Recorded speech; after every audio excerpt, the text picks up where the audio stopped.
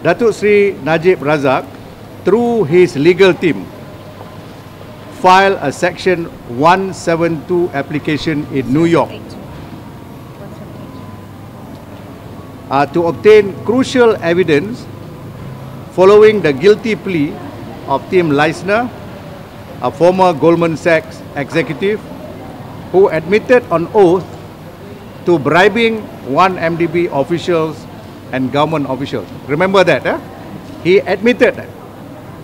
A 1782 application is a legal mechanism that allows parties to seek evidence located in the United States for use in foreign legal proceedings, such as in Malaysia.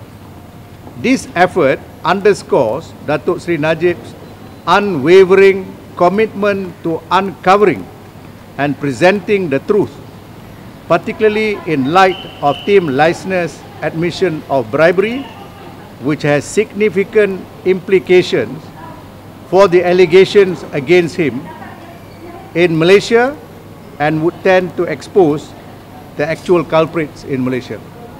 Can you tell them to keep quiet? The application sought to depose Tim Leissener and representatives of Goldman Sachs, as well as obtain documentary evidence related to the alleged bribery of 1MDB and government officials.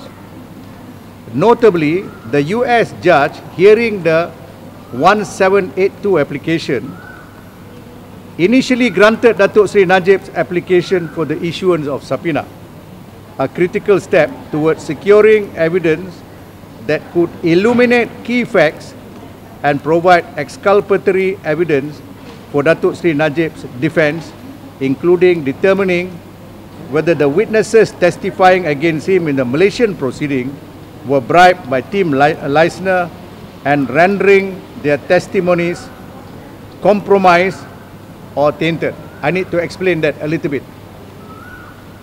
You know, we have got witnesses in this country in this trial. Shahrul, Hazim, Azmi, Jasmine Lu, and many others. Some were directors in 1MDB. They have given evidence. But Tim Leissener in the New York court said he has bribed 1MDB officials and some government officials. So this is to apply in the New York court, which we got, to say, who did you bribe? Because Datuk Seri Najib wants to know, who did you bribe? Because if you bribe these witnesses, my cross-examination becomes very potent, very tajam, because I can show you got no credibility. So it's important. I can even impeach those witnesses. So that's how important it is. Now, the application was granted. But surprise, see what happens. However, out of the blue, the Department of Justice, DOJ, US, intervened in the 1782 proceedings, requesting a stay to halt Goldman Sachs and Tim Leissener from complying with the subpoena and disclosing the information sought by Datuk Seri Najib. So this is DOJ punya kerja to stop it. Roger Ng's lawyer, another accused person in another court, this time in the south of New York. Roger Ng's lawyer, Mark Agnifilo, who was perplexed, confused by this intervention by DOJ, described their actions as favoring and representing Goldman Sachs rather than their commitment to justice. This intervention led Mark Agnifilo to formally request permission from the judge in Roger Ng's criminal matter to lift a protective order, which would allow Ng to provide exculpatory evidence to Datuk Seri Najib. Agnifilo explicitly stated in his court submission that he was ethically and morally bound to disclose evidence that could benefit Datuk Seri Najib's defence in Malaysia. Despite this, the DOJ objected, arguing the release of evidence on the grounds that it would prejudice their ongoing prosecution. So, you need an explanation. One is happening in East New York Court, that is, what's the name, Tim Leissener and Goldman Sachs.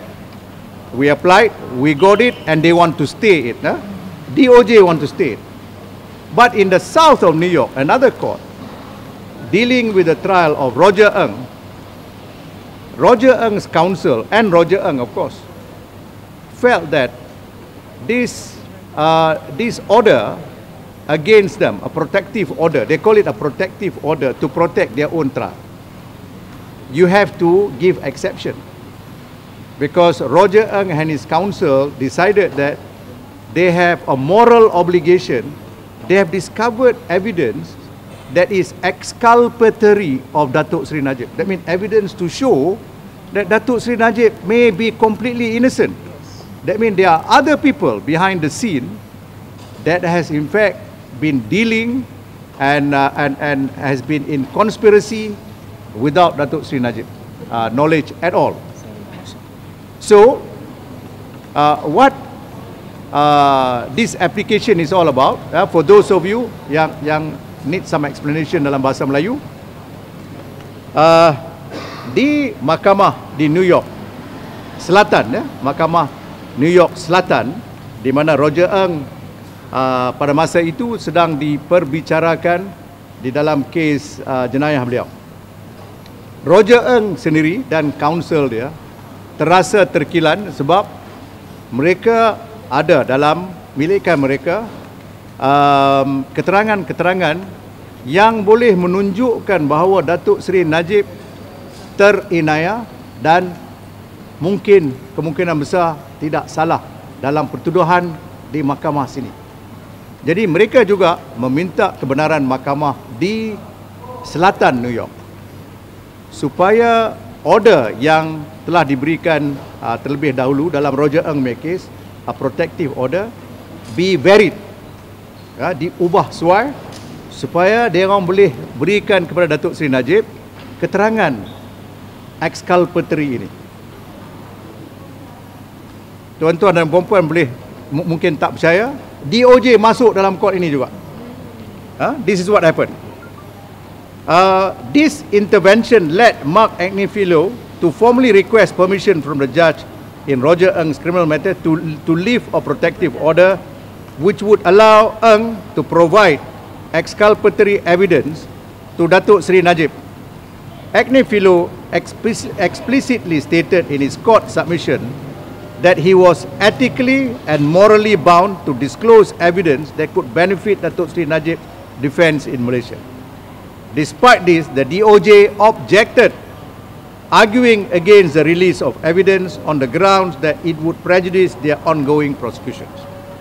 Unfortunately, the judge overseeing Roger Ng's case ultimately sided with the DOJ and disallowed the disclosure of this exculpatory evidence, despite Mark Agnifilo's ethical and moral assertion. I stopped there for a while, explain to you, counsels seems to be much more ethical than the courts and the DOJ put together, because they feel that Datuk Seri Najib ought to be told. This obstruction raises profound concerns about fairness and transparency, particularly when the withheld evidence has the potential to exonerate Datuk Seri Najib. By blocking access to such critical evidence, the DOJ's action undermine the principle of due process and the right to a fair trial. You remember, orang yang selalu melolong-lolong dan bising berkenaan dengan fair trial principle, human right, ialah Amerika Syarikat, and DOJ kononnya. Tapi dalam kes ini, they behave completely different. To compound matters further, the judge in the 1782 application, iaitu di East New York, subsequently granted the government motion to stay, effectively halting Datuk Seri Najib's ability to depose Goldman Sachs representative and Tim Leissener or obtain documentary evidence yang boleh menolong kes dia. This decision denied access to information that could clarify the identity of the 1MDB and government officials allegedly bribed and reveal the full extent of the scheme. It also hinders Datuk Seri Najib's ability to defend himself in the Malaysian courts against allegation that he received gratification in relation to 1MDB transaction. It is important to emphasize that Datuk Seri Najib's decision to initiate a legal application in the very jurisdiction where allegations were first levelled against him in 2016. Ingat Datuk Seri Najib punya problem began in DOJ in 2016. And we went to US, DOJ blocked us. You just imagine what kind of hypocrisy the system in the US and DOJ has got. Now, as Datuk Seri Najib himself testified in court earlier today, filing such an application for the disclosure of who were the 1MDB and government official bribed by Tim Leissener in the United States, the very jurisdiction that made this damaging allegation, would be insane. I want to explain. Dia kata, why would I make this application in the US? Through us. Then we employed US lawyers, top US lawyers. He said, why would I do that if I am guilty? Because the disclosure will show I'm guilty. Maybe I'm one of the officials. But I want this information to come out because I know I'm not involved. And the best thing is, Roger Ng said it is exculpatory. That means Datuk Seri Najib, keterangan ni kalau keluar, memang dia tak bersalah. Quite clear. It's as clear as daylight. So dia kata hanya orang yang sewel yang akan membuat permohonan sedemikian kalau dia salah ataupun dia terlibat. Alright.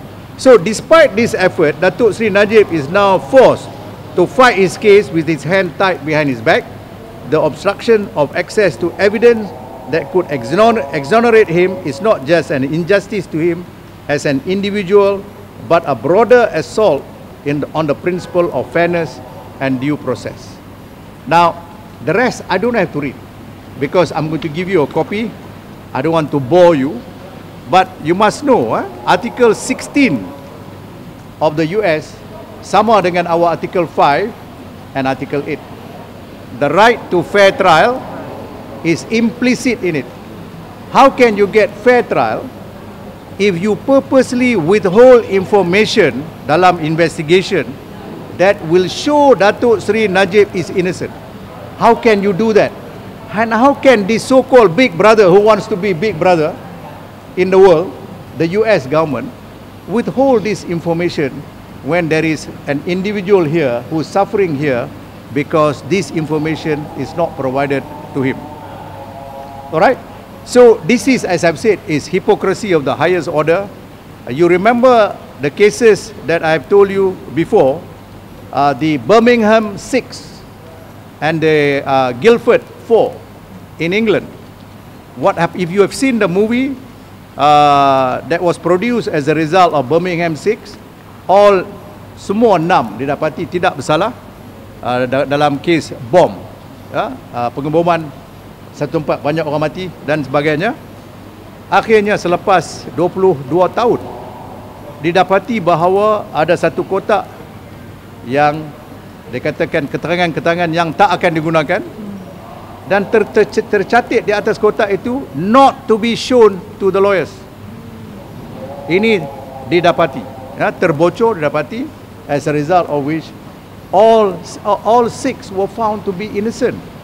Macam kes ini, why not show to Datuk Seri Najib? What is the evidence yang apparently exculpatory? So nampak sangat. This afternoon, I want to tell you, I want to make an application for us to interview Roger Ng. Roger Ng telah dibawa balik ke sini. Saya nak lihat apa angkara pihak prosecution. Dia akan bantu kita atau dia objek, saya tak tahu. Let us see that. And lastly, I want to say, all this, you must know, is a lot of hard work. I did some work. But my team, especially Cik Tania dengan Wan, has been working like a dog. Day in, day out. Ya, bangun pukul 2 pagi, every day. Bangun pukul 2 pagi, every day. We have been doing this because it is not because it is Datuk Seri Najib alone. But we believe that the entire system of government is pitted against one individual. Now it is two systems of government, Malaysia and US, is bullying my client. Can you imagine if that were to happen to you? Inshallah it doesn't happen. But assuming it happens to you or your family member, grandchildren and all that, do you want a system like that? Can you tolerate a system like that? Tunggu dulu. Yeah? That is what I want to pose to you. Okay, yes. Tuan Seri, bila cadangan untuk mendapatkan keterangan daripada Roger Ng, adakah orang kata positif untuk boleh dapatkan keterangan daripada Roger Ng? Saya nak interview dia dulu. Saya nak tengok. Interview is a first step. Kalau dia orang block saya interview, akan amat nyata lah apa yang dia orang sedang buat. Sebab Roger Ng dalam kurungan polis di Malaysia. So kalau dijangka Tan Sri akan mengusulkan permohonan bila kepada petang ni. Petang ni 2.30. Ya, saya nak minta pada hakim, saya nak tengok. Kalau dia kata buat permohonan bertulis, saya akan buat permohonan bertulis. Okay? Yes. Is there any possibility that Roger Ng will be called as a defense? That is the reason we want to interview. But we tak mau panggil Roger Ng secara membuta tuli. We interview dulu, buat kerja dulu. Who knows? Roger Ng by now has been turned over. We don't know. We do not know. Okay? But we know when he was in the US, through his counsel, dia rasa terkilan dan rasa guilty. Yang ada keterangan yang begitu ketara yang memihak Datuk Seri Najib, menunjukkan Datuk Seri Najib tidak terlibat dalam 1MDB punya skandal. Orang lain yang buat. Another one, on the state of proceedings by US Magistrate Catherine Parker, it was made by May 7, 2021, right? Right. Do you have any update on that? Because it's 2024 right now. So It was granted. It was granted. And so we were blocked from getting that evidence. Dalam press release you will see. Yeah. It was granted. Dia bagi. Catherine Parker kata you come within 1782. Granted. And then tiba-tiba US government stay, right? DOJ minta stay. Why would you stay? Why would you stay? Seolah-olah orang yang kena tuduh di Amerika lebih matters dan orang yang kena tuduh di Malaysia. Seolah-olah kita second class, banana republic. They don't care whether the man is going to be mistreated here. But they say they are interested in world justice, world human rights. Tan Sri, obvious political persecution in Malaysia and now in the US. Yes. With Trump 2.0, how do you feel? Okay, let me say this to begin with. We have always believed that this DOJ announcement in 2016 was politically motivated. You remember, it was just before the election of 2018. We always believed that it was engineered by many person headed by the US. They wanted a regime change in Malaysia. US was under Democrats then. That was under the Democrat, and Obama was then the president, and Loretta Lynch was the AG. Until today, that forfeiture proceeding is never tried. Until today, it's just allegations. Okay? So, but you must know, US is involved in all kind of regime change throughout the world. You must know that. Jangan diperbodohkan lagi. It is quite clear. The reason why they do not want us to be so close to China is also because of that. Because they want to be the big brother. Alright? Okay, tetapi malangnya pada 2016 ataupun earlier, orang-orang kita sendiri, orang Malaysia sendiri, VIP yang pergi ke US, FBI dan memberikan macam-macam maklumat yang tak betul supaya rejim kita bertukar. government kita bertukar. Alright? Okay. Alright. Thank you.